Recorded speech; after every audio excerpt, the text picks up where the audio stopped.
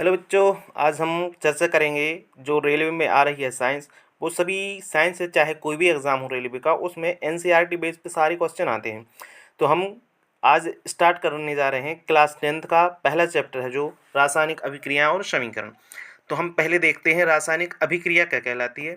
रासायनिक अभिक्रिया के बारे में यहाँ स्पष्ट तौर पर लिखा हुआ है, ऐसे परिवर्तन जिनके जिसमें नए गुणों वाले पदार्थों का निर्माण होता है रासायनिक अभिक्रिया कहलाती है। ठीक, जैसे रासायनिक अभिक्रिया की बात करें तो कोई भी नया उत्पाद बने और दोबारा उसी रूप में फिर से प्राप्त ना किया जैसे वो रासायनिक परिवर्तन कहलाता है। ठीक, ऐसे पदार्थ जो किसी रासायनिक अभिक्रिया में हिस्सा लेते हैं क्या कहलाते हैं? अभिकारक कहलाते हैं। अभिकारक वो कहलाते हैं जैसे कि हम कार्बन प्लस O2, ये क्या हो गए? अभिकारक। हमें यहाँ पर डैश लगा देते हैं क्योंकि अभिक्रिया को दर्शाने के लिए उसकी अभिक्रिया जो होती है, अभिक्रिया के लेफ्ट साइड जो होता है वो होता है अभिकारक, और जो अभिक्रिया तीर के उस दाएं साइड होता है वो क्या होता है? वो होता है उत्पाद। यहाँ पर लिखा है ऐसे पदार्थ जिनका निर्माण रासायनिक अभिक्रिया में होता है, यानी अभिक्रिया में होता है, वे उत्पाद कहलाते हैं। ठीक, जैसे हम कार्बन को जब ऑक्सीजन से अभिक्रिया कराते हैं तो हमें CO2 की प्राप्ति होगी। यहाँ पर क्या होगी? CO2 carbon dioxide. तो यहाँ पर क्या हुआ?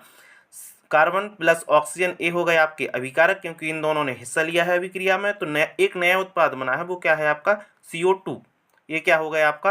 ये हो गया उत्पाद। ठीक, आगे देखते हैं। जैसे उदाहरण भोजन का पाचन। अब भोजन हम जो भोजन करते हैं, भोजन करने के बाद हमें क्या है?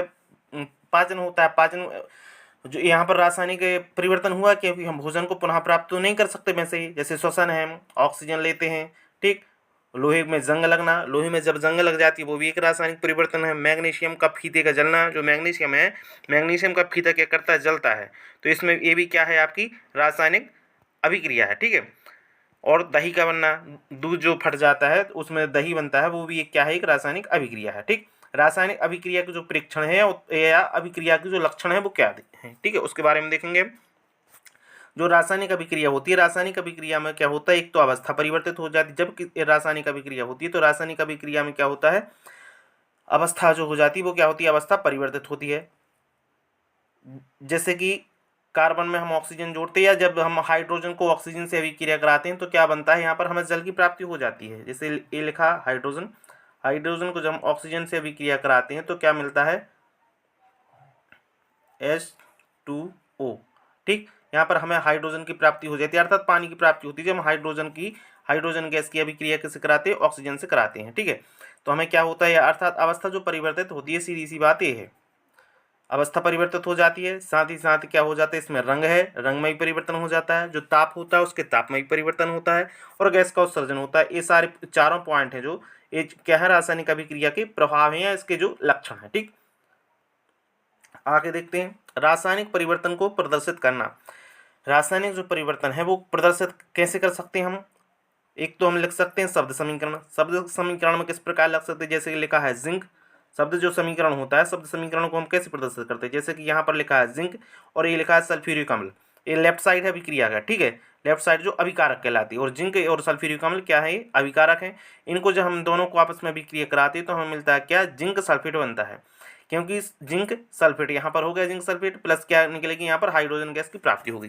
आगे हम देखते हैं इसी में, ये है आपका शब्द समीकरण। उसी को इसमें क्या लिखा है? उसने सांकेतिक भाषा में लिखा है। जिंक को Zn से प्रदर्शित करते हैं, सल्फ्यूरिक अम्ल है। हम जब जिंक की अभिक्रिया हम सल्फ्यूरिक अम्ल से कराते हैं तब हमें क्या मिलता है? जिंक सल्फेट मिलता है और हाइड्रोजन गैस की प्राप्ति होती है। सीधी सीधी बात यह है कि जब हम किसी धातु की लवण से अभिक्रिया के अर्थात जब हम धातु की किसी अम्ल से अभिक्रिया कराते हैं तो हमें क्या मिलता है? जिंक सल्फेट की प्राप्ति होती है, और साथ ही साथ हमें क्या प्राप्त होता है? हमें होती है हाइड्रोजन गैस। जिंक ने यहाँ पर हाइड्रोजन को क्या कर दिया? विस्थापित कर दिया, क्योंकि जिंक क्या है? अभिक्रियाशील श्रेणी है, जो उसमें क्या है? अधिक क्रियाशील है। मतलब कौन? जिंक है किसकी अपेक्षा क्रियाशील है? हाइड्रोजन की अपेक्षा है, क्योंकि इसने हाइड्रोजन को क्या कर दिया है? जिंक ने विस्थापित कर दिया है। ठीक, आगे देखते हैं इसी के आगे। अब रासायनिक समीकरण, रासायनिक समीकरण को लिखा कैसे जाता है उसके बारे में थोड़ा सा देख लें। यहाँ पर रासायनिक समीकरण, रासायनिक अभिक्रिया रासायनिक समीकरण द्वारा निरूपित की जाती है। जो रासायनिक अभिक्रिया होती है, रासायनिक अभिक्रिया को से निरूपित करते हैं। यहाँ पर हम कर देते हैं कि रासायनिक जो अभिक्रिया होती है रासायनिक समीकरण के द्वारा निरूपित की जाती है। रासायनिक समीकरण में तत्वों के प्रतीक अभिकारक और उत्पादों के रासायनिक सूत्र उनकी भौतिक अवस्था के साथ क्या होते हैं, लिखे जाते हैं। अब रासायनिक अभिक्रिया की बात करें, रासायनिक अभिक्रिया में आवश्यक परिस्थितियां, रासायनिक अभिक्रिया जो होती है उसके लिए कौन कौन सी परिस्थितियां जरूरी हैं, जैसे कि ताप है, दाब है, उत्प्रेरक है आदि को तीर के ऊपर या नीचे लिखा जाता है। ठीक, जब हम ताप दें या जैसे कि हम प्रकाश संश्लेषण क्रिया करवाते हैं, प्रकाश संश्लेषण क्रिया हम क्या करते हैं, तापमान जो क्या कहते हैं आपका सूर्य का प्रकाश होता है, क्लोरोफिल या जो भी है, हम कहाँ लिखते हैं, तीर के निशान के ऊपर लिख देते हैं। ठीक, ये सब क्या है, रासायनिक अभिक्रिया के लिए आवश्यक परिस्थितियां होती हैं, जैसे ताप होता है, दाब होता है, उत्प्रेरक। ठीक है, इनको कहाँ रखा जाता है, तीर के ऊपर वाले निशान पर रखा जाता है। आगे देख लें, रासायनिक अभिक्रिया को संतुलित करना। रासायनिक अभिक्रिया को संतुलित करने में क्या होता है, रासायनिक अभिक्रिया को संतुलित करना आवश्यक क्यों है, क्योंकि रेलवे में यहाँ से क्वेश्चन पूछा जाता है कि आखिर जो रासायनिक अभिक्रिया होती है, रासायनिक अभिक्रिया को संतुलित करना आवश्यक क्यों होता है। तो हम कह दें कि हमें यहाँ पर लेबोजियर ने एक नियम दिया था, द्रव्यमान संरक्षण का नियम। तो द्रव्यमान संरक्षण का नियम क्या कहता है, द्रव्यमान संरक्षण का नियम कहता है किसी भी रासायनिक अभिक्रिया में द्रव्यमान का ना तो निर्माण होता है और ना ही विनाश होता है। द्रव्यमान जो संरक्षण है, द्रव्यमान संरक्षण के नियम में किसी भी रासायनिक अभिक्रिया में द्रव्यमान का ना तो निर्माण होता है और ना ही क्या होता है, विनाश होता है। रासायनिक अभिक्रिया के पहले जो अभिकारक होता है, उसके पश्चात जो उत्पाद होता है, प्रत्येक तत्व में जो परमाणु की संख्या होती है वो क्या होती है, समान होनी चाहिए। अर्थात द्रव्यमान संरक्षण नियम कहता है कि जो रासायनिक अभिक्रिया में भाग लेने वाले जो अभिकारक होते हैं और जो उन अभिकारक के बाद हमें जो उत्पाद की प्राप्ति होती है, उनमें जो परमाणुओं की संख्या होती है वो कैसी होनी चाहिए, समान होनी चाहिए। ये किसके अनुसार है, द्रव्यमान संरक्षण के नियम के अनुसार। ये नियम किसने दिया था, ये दिया था आपकी लेबोजियर ने। ठीक, आगे देखते हैं हम चरणबद्ध तरीके से इसको संतुलित कैसे किया जाता है। किसको चरणबद्ध तरीके से हम संतुलित करने की बात करते हैं, किसको, रासायनिक समीकरण को। ठीक, अब रासायनिक जो समीकरण होता है, रासायनिक समीकरण की बात करें, रासायनिक समीकरण लिखकर प्रत्येक सूत्र के चारों ओर बॉक्स बना दीजिए। जैसे हमने यहाँ पर आयरन लिखा Fe, यहाँ पर हमने पानी लिखा H2O, यहाँ पर क्या लिख दिया, फेरिक ऑक्साइड लिख दिया Fe2O3, यहाँ पर हाइड्रोजन। ठीक है, इसको हमें क्या करना है, संतुलित करना। तो हमने इसमें चारों डिब्बे, चारों को हमने क्या कर दिया, डिब्बे में रख दिया। आगे देखते हैं, संतुलित करते समय बॉक्स के अंदर कुछ भी परिवर्तन नहीं करना। जब हम संतुलित करते हैं तो जो बॉक्स में लिखा हुआ है, जैसे आयरन लिखा है, ये आयरन हो गया आपका, ये पानी हो गया, यहाँ पर ये H2O है, ये क्या है, Fe2O3 है, और यहाँ पर क्या है, हाइड्रोजन। इनमें हमें किसी प्रकार का कोई परिवर्तन नहीं करना डिब्बे के अंदर। ठीक, डिब्बे के बाहर करेंगे जो कुछ भी करेंगे। आगे देखते हैं, जैसे समीकरण में उपस्थित जो विभिन्न तत्व हैं, यहाँ पर हमने देखा कि आयरन है, जो आयरन में आपका क्या है, आयरन की जो अभिकारक है, अभिकारक में परमाणु की संख्या कितनी है, 1, और उत्पाद में परमाणु की संख्या कितनी है, 3। तो हमें आयरन की भी यहाँ पर जो अभिकारक है, यहाँ पर भी हमें परमाणु की संख्या कितनी करनी होगी, 3 करनी होगी। जैसे यहाँ हाइड्रोजन है, हाइड्रोजन में जो अभिकारक है उसमें परमाणु की संख्या कितनी है, 2 है, और उत्पाद में कितनी है, उत्पाद में जो परमाणु की संख्या यहाँ पर भी 2 है। और ऑक्सीजन की बात करें तो ऑक्सीजन की यहाँ पर अभिकारक में परमाणु की संख्या कितनी है, 1, और उत्पाद में कितनी है, यहाँ पर होगी आपकी 4। ठीक, तो हमें इसी को संतुलित करना है। आगे देखते हैं, सबसे अधिक जो परमाणु वाले तत्व हैं, यहाँ पर स्पष्ट तौर पर लिखा हुआ है, जो सबसे अधिक परमाणु वाले तत्व को अभिकारक उत्पाद की साइड अनुचित गुणांक लगाकर संतुलित किया जाता है। यहाँ पर देखें, जैसे आयरन है, आयरन की जब हमने पानी में इसकी अभिक्रिया कराई तो यहाँ पर क्या कर दिया, हमने 4 का गुणा किया। ठीक, तो यहाँ पर 4 हाइड्रोजन हो गए, यहाँ पर हाइड्रोजन 4 नहीं है, इसलिए हमें हाइड्रोजन यहाँ पर भी 4 करना होगा। तो यहाँ पर हम क्या कर देंगे, 4 को गुणा यहाँ पर कर देंगे। अब यहाँ पर क्या है, ऑक्सीजन के 4 परमाणु, तो यहाँ पर तो कितने हैं, 2, हमने यहाँ पर 4 को गुणा कर दिया, तो 4 यहाँ पर हाइड्रोजन के कितने हो गए, 8। हमें तो अब 8 चाहिए, तो यहाँ पर भी हम क्या करेंगे, 4 को गुणा कर देंगे। तो यहाँ पर क्या हो जाएगा, ऑक्सीजन के 4 हो जाएंगे, क्योंकि 4 का यहाँ पर ऑक्सीजन में गुणा होगा, तो यहाँ पर क्या हो जाएंगे, 4, और 4 यहाँ पर पहले से हैं। तो ठीक है, तो यहाँ पर ऑक्सीजन के 4, यहाँ पर भी हाइड्रोजन संतुलित। अब रहा आयरन, आयरन के यहाँ पर कितने परमाणु हैं, 3, तो यहाँ पर भी हमें 3 लाने हैं, तो यहाँ पर हम क्या करेंगे, 3 का गुणा भी कर देंगे। तो इस प्रकार ये क्या हो जाएगा, चौथे चरण में आके ये रासायनिक अभिक्रिया हो जाएगी आपकी संतुलित। तो यहाँ पर क्या लिखा है, आयरन के हैं जो 3 परमाणु हैं, यहाँ पर देख लें, लिख सकते हैं 3Fe + 4H2O, तीर का निशान है, तीर के निशान के बाद इस तरफ के जो होते हैं, ये क्या होते हैं, अभिकारक, ये होते हैं आपके उत्पाद। हम बार बार नहीं बताएंगे ये चीज़, ठीक है। तो यहाँ पर क्या हो गया, फेरिक ऑक्साइड हो गया, ये लिखा है Fe3O4 + 4H2O, यहाँ पर क्या हो गया आपका, ये समीकरण हो गया आपका संतुलित। ठीक, आगे देखते हैं, लिखा है सभी तत्वों के परमाणुओं की संख्या अभिक्रिया के दोनों ओर समान है। अर्थात जब परमाणुओं की संख्या दोनों ओर समान हो गई तो यहाँ पर एक क्या हो गया, परमाणु यानी समीकरण संतुलित हो गया। परमाणु की संख्या आवश्यक क्यों? क्योंकि लेविसियर ने ये नियम दिया है द्रव्यमान संरक्षण के नियम के अनुसार, जिससे कि द्रव्यमान का ना तो क्या होता है नष्ट हो सकता है, अर्थात द्रव्यमान संरक्षण का नियम दिया है किसने? लेविसियर ने। उसी के अनुसार हमको यहाँ पर रासायनिक जो समीकरण होता है उसको संतुलित करना आवश्यक होता है। ठीक, आगे देखते हैं। अब अभिकारक जो है अभिकारक और उत्पादों की जो भौतिक अवस्था है, जैसे अभिकारक में कुछ लिखा होता है वो गैस है, सॉलिड है, वो उसके आगे लिख देते हैं, तो वो यहाँ पर ठोस को हम किससे प्रदर्शित करते हैं? ऐसे, मतलब सॉलिड। द्रव को किससे? लिक्विड से। गैसीय अवस्था को गैस से। जलीय विलयन में एक्वस होता है ये, ठीक है। तो एक भी लिखा होता है, जैसे लिखा है आयरन में, आयरन यहाँ पर सॉलिड है तो एस लिखा है, और यहाँ पर H2O ये भाप के रूप में है पानी, तो यहाँ पर क्या है? गैस है। और जो फेरिक ऑक्साइड है यहाँ पर सॉलिड है, तो सॉलिड है तो एस लगा हुआ है। यहाँ पर क्या हुआ? हाइड्रोजन गैस की उत्पत्ति हुई, तो यहाँ पर जी लिखा हुआ है। इसी प्रकार की इसमें अवस्थाएं लिखी होती हैं। ठीक, कुछ परिस्थितियां भी देखें। कुछ जो परिस्थितियां होती हैं वो हमने पहले बता चुके हैं कि ये ताप, दाब और जो उत्प्रेरक होते आदि को हम क्या करते हैं? समीकरण में जो तीर का निशान होता है, तीर के निशान के यहाँ पर लिखते हैं हम किसको? ताप, दाब और उत्प्रेरक आदि को हम प्रदर्शित करने के लिए किसके? तीर के ऊपर जो जगह होती है ऊपर यहाँ पर लिख देते हैं। ठीक, आगे देख लें। रासायनिक अभिक्रियाओं के हम प्रकार देखेंगे। रासायनिक अभिक्रियाओं के कितने प्रकार की होती हैं? यहाँ देखें, रासायनिक अभिक्रिया में पहला प्रकार है संयोजन अभिक्रिया। संयोजन अभिक्रिया जो होती है, इस प्रकार की अभिक्रिया में दो या दो से अधिक जो अभिकारक होते हैं वो मिलकर एकल उत्पाद का निर्माण करते हैं। जैसे ए में हम जब बी जोड़ते हैं तो हमें सी का निर्माण होता है। ठीक, संयोजन अभिक्रिया क्या है? संयोजन अभिक्रिया में दो या दो से अधिक अभिकारक मिलकर एकल उत्पाद का क्या करते हैं? निर्माण करते हैं। यही आपकी क्या है? संयोजन अभिक्रिया है। जैसे कि ए में ए प्लस बी बराबर सी। ठीक, ये क्या हो गई? ये हो गई आपकी रासायनिक अभिक्रिया। कौन सी? संयोजन अभिक्रिया। संयोजन अभिक्रिया का जो फर्स्ट उदाहरण है वो क्या है? कोयले का दहन। कोयले के दहन में हम देखते हैं यहाँ पर संयोजन जो अभिक्रिया है, संयोजन अभिक्रिया में कोयले का दहन हुआ, यहाँ पर कार्बन है, कार्बन सॉलिड रूप में है, यहाँ पर क्या है? ऑक्सीजन गैस में है। जब इनको हम आपस में मिलाते हैं तो क्या बनती है? कार्बन डाइऑक्साइड गैस की प्राप्ति होती है। अब जल का निर्माण देख लें। जल का निर्माण जब हम हाइड्रोजन गैस है जो, इसको जब हम ऑक्सीजन गैस से मिलाते हैं तो हमें क्या प्राप्त होता है? पानी की प्राप्ति होती है। वो भी किस फॉर्म में होता है? पानी, लिक्विड के रूप में। ठीक, आगे देख लें तीसरा उदाहरण। इस संयोजन अभिक्रिया के उदाहरण, संयोजन एक क्वेश्चन आता है सीधा यहाँ से कि संयोजन अभिक्रिया के उदाहरण कौन कौन सी? कौन सा? एक पहला है कोयले का दहन, दूसरा है जल का निर्माण, तीसरा है ये आपका जो बुझा हुआ चूना प्राप्त होता है। किससे प्राप्त होता है? कैल्शियम ऑक्साइड जो सॉलिड रूप में होता है, साथ ही पानी होता है जो लिक्विड रूप में होता है। अर्थात बिना बुझे चूने को जब हम पानी से अभिक्रिया कराते हैं तब हमें बुझा हुआ चूना प्राप्त होता है। वो भी किस रूप में होता है? लिक्विड, यानी कि जलीय विलयन के रूप में प्राप्त होता है, CaOH2। इसी को क्या बोलते हैं? कैल्शियम हाइड्रा ऑक्साइड, अर्थात बुझा हुआ चूना। आगे देख लें। जो संयोजन अभिक्रिया है, संयोजन अभिक्रिया के एक पॉइंट नोट करने की जरूरत यहाँ पर यह है कि जो संयोजन अभिक्रिया होती है, जिन अभिक्रिया में उत्पाद के निर्माण के साथ साथ क्या ऊष्मा का उत्सर्जन होता है, वो क्या है? आपकी संयोजन अभिक्रिया के अंतर्गत आते हैं।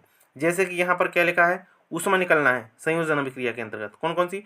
प्राकृतिक गैस का जलना। जो प्राकृतिक गैस है, प्राकृतिक गैस क्या होती है? जैसे कि यहाँ पर CH4 है, एक गैस के रूप में है, O2 है, ये भी गैस के रूप में। जब इनको आपस में दहन कराते हैं तो हमें क्या मिलता है? कार्बन डाइऑक्साइड मिलता है, जल मिलता है, साथ ही साथ में मिलती है क्या? ऊष्मा। ठीक, तो ये क्या है कि संयोजन, यहाँ पर तो संयोजन अभिक्रिया है, साथ ही साथ मिल के आ रहा है यहाँ पर पानी भी मिल रहा है और मिल रहा है क्या?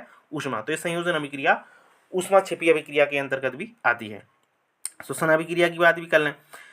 श्वसन भी क्या है? एक ऊष्मा छिपी अभिक्रिया है। ये NCERT में आपका स्पष्ट तौर पर लिखा हुआ है, हम NCERT के ही नोट्स पढ़ा रहे हैं। ठीक है, तो यहाँ पर क्या लिखा है? C6H12O6 जो एक्वस है विलयन के रूप में, तो हम इसकी अभिक्रिया हम जब ऑक्सीजन के 6 परमाणु अणु से करते हैं तो हमें गैस के रूप में है, तो हमें मिलता क्या है? 6CO2 प्लस 6H2O, साथ ही साथ निकलती क्या है? ऊष्मा की प्राप्ति यहाँ पर होती है। ठीक, अब हम देख लेते हैं दूसरी अभिक्रिया। दूसरी अभिक्रिया जो होती है वो है क्या? आपकी वियोजन अभिक्रिया। कौन सी अभिक्रिया है? वियोजन अभिक्रिया।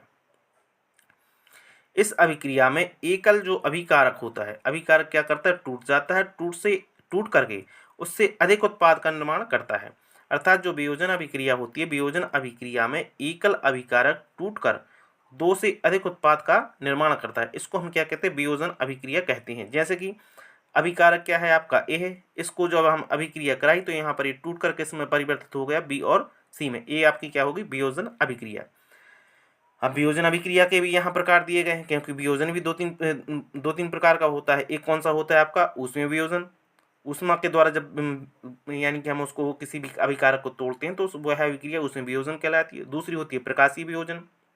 ठीक है, हमें यहाँ देख लेते हैं एक ऊष्मीय वियोजन। जब हम ऊष्मीय वियोजन की बात करें तो जब हम जैसे कि यहाँ पर लिखा आयरन सल्फेट, क्या है आयरन सल्फेट, जब आयरन सल्फेट को या फेरस सल्फेट भी बोलते हैं, जब हम इसको ऊष्मा देते हैं तो हमें क्या मिलता है, ये लिखा है आपका फेरिक ऑक्साइड, साथ ही साथ सल्फर डाइऑक्साइड और सल्फर ट्राई ऑक्साइड अर्थात। और इसका जो फेरस सल्फेट जो होता है जो अभिकारक, इसका रंग कैसा होता है, हरा होता है।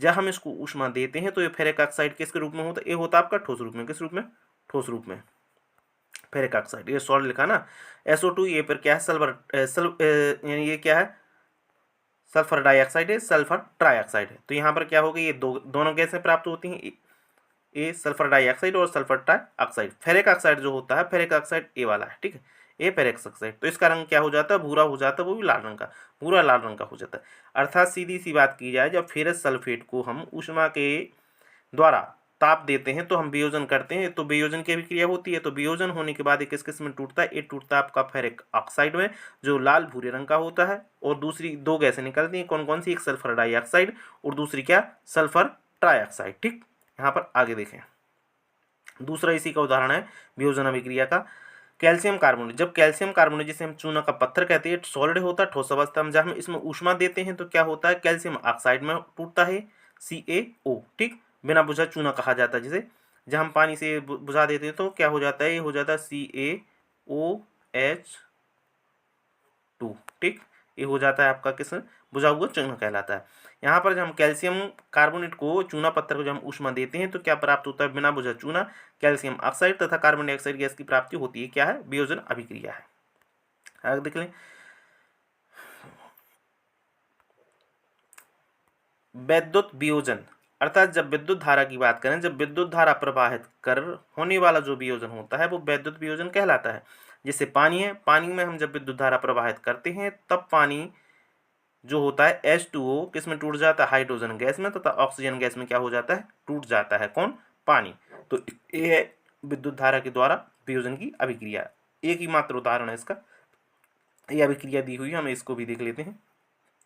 ये दी है रासायनिक अभिक्रिया। यहाँ पर क्या लिखा हुआ है, यहाँ पर है आपका एनोड, ए वाली छड़ किसकी है, एनोड की, ए वाली छड़ है कैथोड की।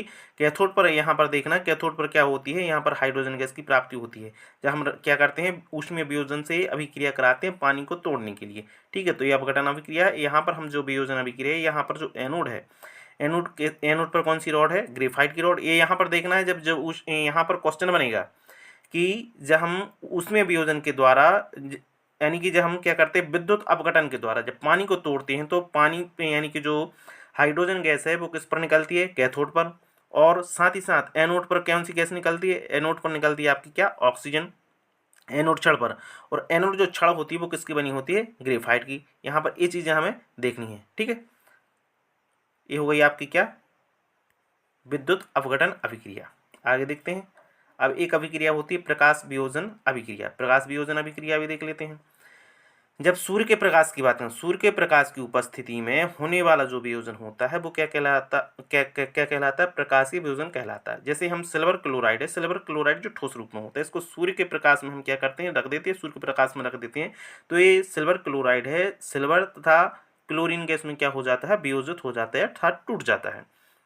दूसरा उदाहरण है सिल्वर ब्रोमाइड। सिल्वर ब्रोमाइड को जब हम सूर्य के प्रकाश में रख देते हैं तो हमें क्या होता है, सिल्वर की प्राप्ति होती है, साथ ही साथ हमें क्या होती है, ब्रोमीन की यहाँ पर गैस प्राप्त होती है। ठीक, अर्थात यहाँ पर एक चीज़ ये भी देख लें, जो सिल्वर क्लोराइड और सिल्वर ब्रोमाइड का जो उपयोग होता है, इसका उपयोग श्याम श्वेत फोटोग्राफी में किया जाता है। जो फोटोग्राफी करते हैं अर्थात काली या ब्लैक एंड व्हाइट जो फोटोकॉपी होती है, उसमें हम किसका प्रयोग करते हैं, सिल्वर क्लोराइड और सिल्वर ब्रोमाइड का। ठीक, अब जो वियोजन अभिक्रिया होती है, वियोजन अभिक्रिया अर्थात जिन अभिक्रियाओं में अभिकारकों को तोड़ने के लिए हमें ऊष्मा तथा प्रकाश या विद्युत ऊर्जा की आवश्यकता होती है, उसको क्या कहते हैं, ऊष्मा शोषी कहते हैं। ऊष्मा शोषी अर्थात जो ऊष्मा को शोषित करे या अवशोष करे, उससे क्या करते हैं हम, ऊष्मा शोषी।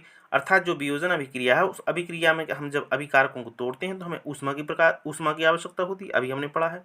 साथ ही साथ हमें प्रकाश की आवश्यकता होती है, ये भी पढ़ा है। और विद्युत धारा यानी कि विद्युत धारा भी प्रवाहित करनी पड़ती है, तो ये भी क्या है, हमने अभी पढ़ा है। तो ये सभी तीनों क्या है, ऊष्माशोषी अभिक्रिया के उदाहरण है। और जो संयोजन अभिक्रिया हमने अभी देखा था वो क्या है, ऊष्माक्षेपी अभिक्रिया का उदाहरण है। ठीक, आगे देखते हैं।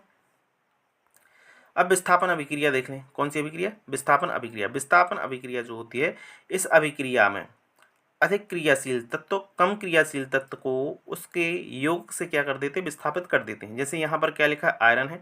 आयरन को हम जब कॉपर सल्फेट से अभिक्रिया कराते हैं तो यहाँ पर क्या मिलता है, फेरस सल्फेट मिलता है, और साथ ही साथ कॉपर क्या हो जाता है, विस्थापित होता है।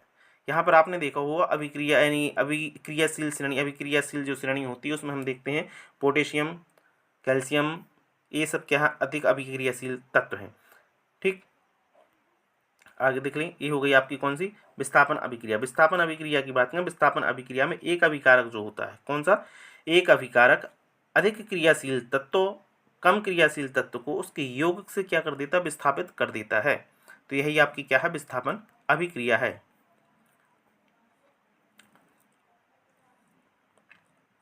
यहाँ पर हमने देखा जो लोहे की कील है, यहाँ पर ये प्रयोग देख लें अपन पहले। ये परखनली है, परखनली धागा में बनी हुई दो क्या है आपकी, यहाँ पर कीलें हैं। एक कॉपर सल्फेट का विलयन है। ठीक है, वो किस प्रकार का, नीले कलर का है। यहाँ पर देखें जब इसे अभिक्रिया कराई गई तो क्या प्राप्त होता है, जो लोहे की कील होती है, लोहे की कील में क्या होती है, भूरे रंग की क्या हो जाती है, कॉपर की परत चढ़ जाती है। जो कॉपर होता है, कॉपर की परत चढ़ जाती है किस पर, लोहे की कील पर भूरे रंग की कॉपर की परत जम जाती है। और कॉपर सल्फेट के जो नीला विलयन है, इसका जो रंग हो जाता है फेरस हरा हो जाता है। किस प्रकार रंग हो जाता है, नीले से किस प्रकार रंग हो जाता है, हरा हो जाता है, फेरस सल्फेट के निर्माण के कारण। हमें यहाँ पर देखते हैं जो अभिक्रिया है विस्थापन, हमने जिंक की जब कॉपर सल्फेट से अभिक्रिया कराई तो जिंक ने क्या किया, कॉपर को विस्थापित कर दिया, क्योंकि कॉपर है जो जिंक से कम अभिक्रियाशील है। जिंक क्या है, कॉपर से अधिक अभिक्रियाशील है, इसलिए जिंक ने क्या किया, कॉपर को विस्थापित कर दिया। तो ये क्या होगी, विस्थापन अभिक्रिया। अर्थात सीधी सी बात ये है कि अभिक्रियाशील श्रेणी जो होती है उसमें जो अधिक अभिक्रियाशील तत्व होते हैं वो अपने से कम क्रियाशील तत्व को क्या कर देते हैं, योग से विस्थापित कर देते हैं। ठीक, यही विस्थापन अभिक्रिया। विस्थापन अभिक्रिया अब जैसे कि पोटेशियम है, सोडियम है, कैल्शियम है, मैग्नीशियम, ये सब क्या है, अभिक्रियाशील सर्वाधिक अभिक्रियाशील तत्व हैं। ये क्या कर देते हैं, अपने से कम क्रियाशील तत्व को क्या कर देते हैं, विस्थापित कर देती है। ठीक, अब जिंक की बात करें, जिंक यहाँ पर जो जिंक है, जिंक क्या है, अधिक क्रियाशील है किसकी अपेक्षा, कॉपर की अपेक्षा, इसलिए क्या कर दिया इसने, कॉपर को विस्थापित कर दिया वहां से। अब देखते हैं द्विविस्थापन अभिक्रिया। द्विविस्थापन अभिक्रिया, इस अभिक्रिया में उत्पादों का जो निर्माण होता है दो युग्कों के बीच जो आयन होते हैं, आयनों के आदान प्रदान से होता है। द्विविस्थापन अभिक्रिया में, इस अभिक्रिया में जो उत्पादों का निर्माण होता है, किसका, उत्पादों का निर्माण दो युग्कों के बीच आयनों के आदान प्रदान से होता है। ये हो गई आपकी द्विविस्थापन अभिक्रिया। अब यहाँ पर देख लें इसका एग्जाम्पल, जैसे सोडियम सल्फेट लिखा है यहाँ पर, सोडियम सल्फेट एक जलीय विलयन है। सब हम बेरियम क्लोराइड से क्या कराते हैं, ये अभिकारक हैं दोनों, इसकी अभी हम अभिक्रिया कराते हैं। जब अभिक्रिया कराते हैं तो अभिक्रिया करने के बाद हमें क्या प्राप्त होता है, बेरियम सल्फेट की प्राप्ति होती है। साथ ही साथ में सोडियम क्लोराइड होता है। बेरियम सल्फेट, ये रहा बेरियम सल्फेट, ये क्या है, सोडियम क्लोराइड। बेरियम सल्फेट है जो कैसा है, सॉलिड है, और सोडियम क्लोराइड है जो यहाँ पर ये जल में क्या हो जाता है, विलय हो जाता है। ठीक, इस जल में घुलनशील है, और एक क्या है, अवक्षेप के रूप में प्राप्त हो जाता है। यहाँ पर देखना है जो द्विविस्थापन अभिक्रिया है वो अवक्षेप का भी निर्माण करती है, और जो अवक्षेप का निर्माण करती है इसका बेरियम सल्फेट है। बेरियम सल्फेट का जो रंग होता है वो किस प्रकार होता है, यहाँ पर लिखा बेरियम सल्फेट जो एक प्रकार का अवक्षेप है, इसका निर्माण होता है किसमें, जब हम सोडियम सल्फेट को बेरियम क्लोराइड से अभिक्रिया कराते हैं तब हम बेरियम सल्फेट तथा सोडियम क्लोराइड की प्राप्ति हो जाती है। जो बेरियम सल्फेट होता है वह सफेद रंग का एक अवक्षेप है, अवक्षेप का निर्माण करता है, इसलिए इस अभिक्रिया को हम अवक्षेपण अभिक्रिया भी कहते हैं। विस्थापन जो अभिक्रिया है, विस्थापन अभिक्रिया को क्या करते हैं, अवक्षेपण अभिक्रिया भी कहते हैं। यहाँ पर सब बेरियम सल्फेट है, बेरियम सल्फेट का जो रंग है वो क्या हो गया, सफेद हो गया। अब जो बेरियम सल्फेट तो जाके अवक्षेप के रूप में नीचे बैठ जाएगा तली में, परंतु जो सोडियम क्लोराइड है वो उस विलयन में क्या रहेगा, घुला रहेगा। ठीक है, यहाँ पर ये चीज़ भी रखना है, ये ध्यान रखना है क्योंकि यहाँ से क्वेश्चन बनता है और आया भी है पेपर में, तो ये चीज़ हमें नोट कर लेना है। आगे देखते हैं उपचयन एवं अपचयन की अभिक्रिया। क्या, उपचयन एवं अपचयन। उपचयन होता है जब किसी भी पदार्थ में ऑक्सीजन की वृद्धि होती है। जैसे हमने यहाँ पर ए लिखा H+O2, तो ये संयोजन अभिक्रिया भी है। तो यहाँ पर जैसे H2O बन गया तो यहाँ पर क्या हुआ, ऑक्सीजन की वृद्धि हुई है। अर्थात सीधी बात कहा जाए, जब किसी पदार्थ में ऑक्सीजन जुड़े तो क्या होता है आपका, वो उपचयन होता है। अर्थात दूसरी चीज़ यहाँ पर एक और देख लें, जब किसी पदार्थ में से हाइड्रोजन का ह्रास हो, मतलब हाइड्रोजन क्या हो जाता है, यहाँ पर निकल जाता है।